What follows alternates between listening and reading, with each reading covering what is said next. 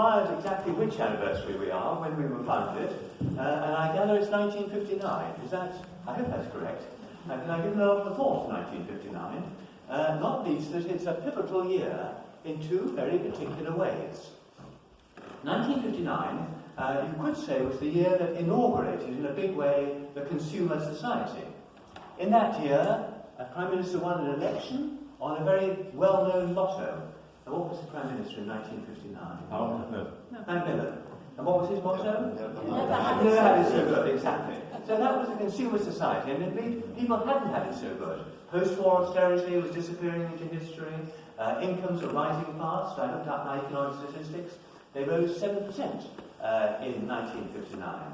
And people could begin to afford things that made life a little easier, a little bit more pleasurable. So, for example, the washing machine. Before washing machines, washing took all day Monday, and you had a big copper, and you kind of stirred the clothes up with a dolly. Have I got that right? Yeah, a dolly. And it was hard work, and then to dry them, you put them through a manual, which meant the buttons got scrunched up. So broken buttons was a ubiquitous feature, like in those far-off days. But along came the twin tub, and one tub had the paddle at the bottom, wooden paddle, I think, electric driven.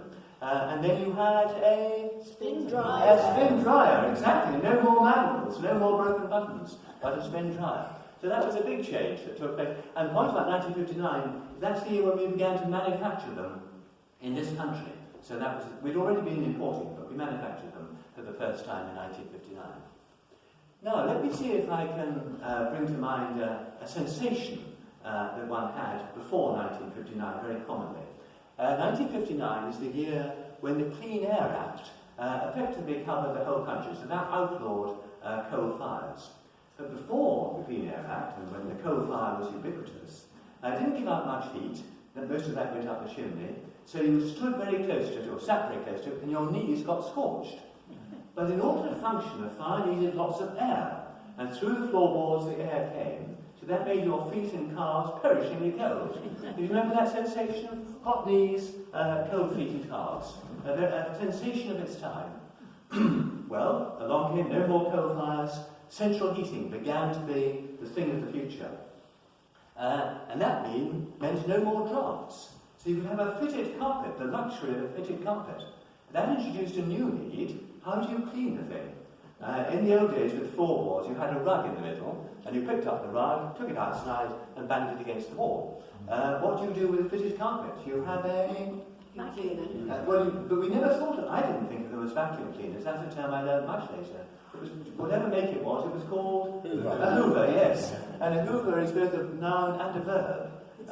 It is you hoover with a hoover, as it were.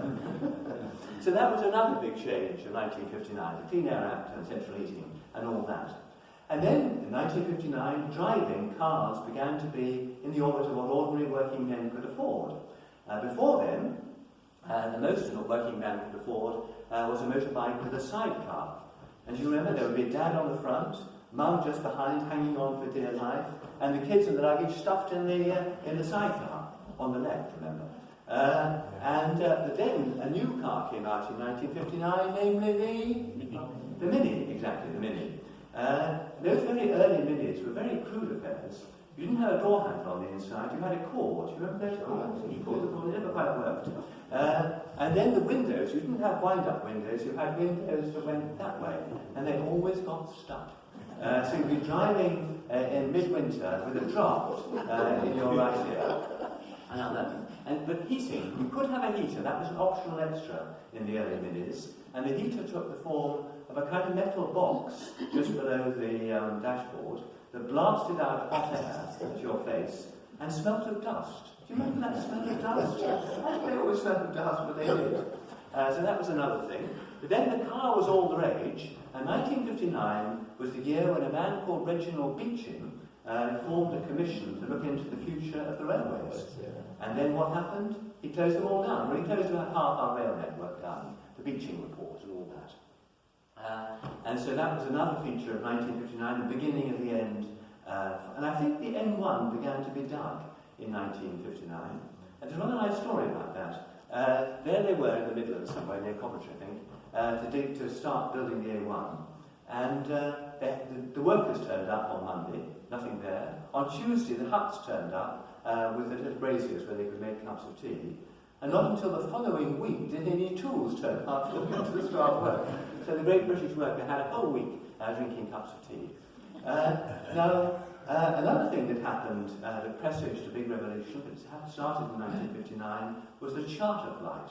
The first charter flight from Gatwick went to Spain, beginning of that kind of holiday, which meant the decline of lovely places like Skegness and Blackpool and so on. But anyway, that was what was happening. The first charter flight, cheap charter flight to Spain, was 1959. Then the radio, or the wireless. Up to 1959, a wireless always took the form of a big box that took about a minute to warm up. I remember every Saturday night, we as a family would gather around this huge red wireless to listen to Saturday night theatre. Yeah. Yes, 8:30. But then in 1959 began to be marketed in this country the transistor radio. And that meant you could go up into your bedroom and listen to Radio Luxembourg fading in and out. You remember it well. And Horace Batchelor from Keynsham with his wonderful way of winning the pool, all that. And that all started in 1959, the transistor radio. And just to mention one last thing about 1959, it was the year in which over half the population, over half the households of Britain had a telly. It was growing rapidly.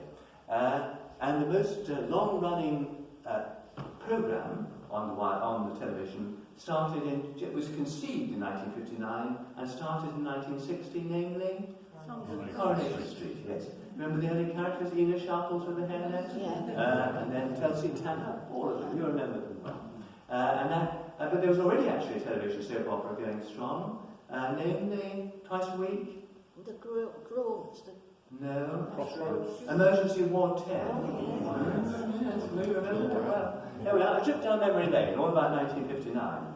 But it was a pivotal year for another reason that on the face of it is a bad reason, but actually I'm going to try and show is actually a hopeful thing.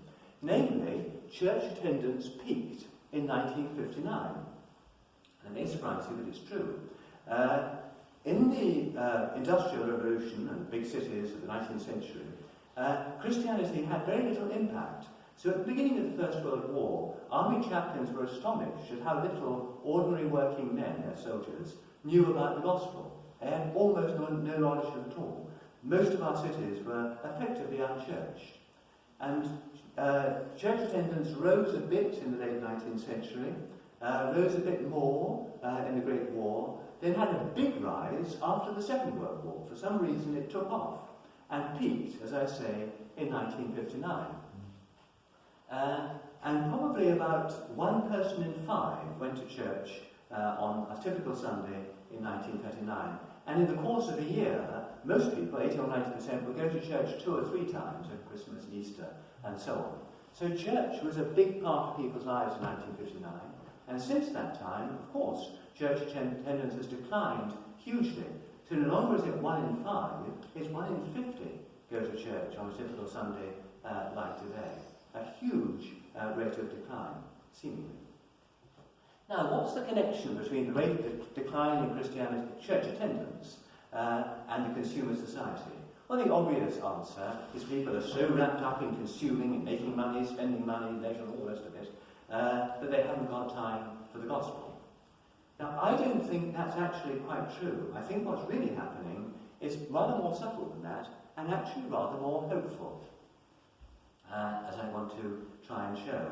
Now, cast your minds back 2 years before 1959 to 1957, and top of the hit parade was Lonnie Donegan with Putting on the Style. Remember that song? Yeah. Vaguely, yes. 1957, that was the hit. And the opening lines of it, and actually it's a theme that recurs, is about girls putting on the style, dressing up, to go to church to meet boys. Now, what that little thing indicates is actually the church in those days was the centre of social life. Think of all those groups that we had. You had a mother-toddler group, a baby group, you had uniform boys' brigade, girls' brigade, scouts, brownies, rainbows, all the rest of it. And then you had youth clubs, ping pong and lemonade, clubs, Mothers Union, over 60s club, tea, a dark brown you can stand it, spoon up in. All those things, social life geared around the church. And so lots of people came to church, not because they had any Christian conviction, but was because they were part of a church club. So how many of those who went to church on that day, typical day in 1959, yes, lots of people came to church. How many were Christians is another matter altogether. And I think it's pretty clear that many of them, in any meaningful sense, weren't. So church attendance figures exaggerate the decline of Christianity profoundly. And I think actually the scene is much more hopeful even than that, for the reason I'm going to say.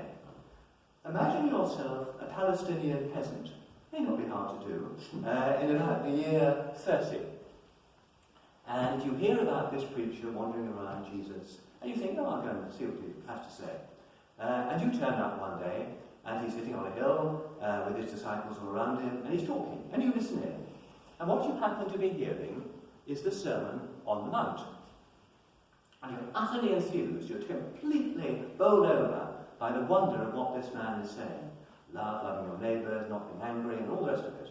You're completely entranced, and more than that, you sense that this man is what he's saying. He's not just burbling, he's not just saying what's in his head, he's actually expressing what's in his heart, his mind, him as a person. You sense he embodies the words he's speaking. So you're totally enthralled, and you decide then and there to commit your life completely to this man, this preacher, this young preacher wandering around Palestine. And whenever you hear that he's going to preach somewhere else, you try and get there if you possibly can. You don't always succeed, but you try. And you sometimes meet with other people who've committed their lives to Jesus, and you pray together, and you might even have barley bread and fishes to celebrate your coming together. It's wonderful.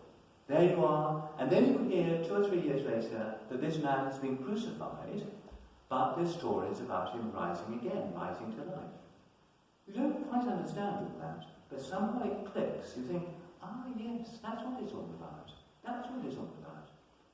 Now, here's the question. Is that man, this Palestinian peasant, a Christian? Yes, obviously, he's a Christian. Does he go to church? Does he show up in any church statistics as a church attender? No, doesn't at all. He doesn't belong to an institution with hierarchies and men with funny hats and all the rest of it. He's just him, and he meets up with friends from time to time. He's a non-institutional Christian. But he's a Christian nonetheless, and very much so. Now, my point is that such people are alive and well, Palestinian peasants, as it were, though in modern English garb, are alive and well and living in our country. And I meet them almost every day. In my little ministry sitting in the middle of Cambridge, people come, many of whom are genuinely Christian. They are enthused with Christ, they want to live like Christ, but they don't want to belong to a big institution with buildings and money and hierarchies and all the rest of it. They're like the Palestinian peasant. They're Christian, but non-institutional. So actually, in my view, Christianity, not the church, but Christianity is actually doing really well.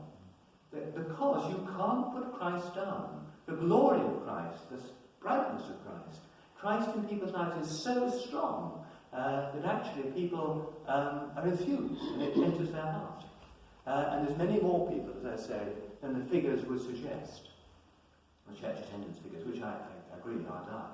Now it's possible that this year will prove to be a pivotal year in which institutional Christianity starts to grow again and more people turn up at institutions. I don't think so. I think that's most unlikely. God seems to be working in a rather different way. And I think, because we'll all be around in another 62 years' time, I think that all of us will have to learn over the coming years to be less institutional and more like a Palestinian peasant.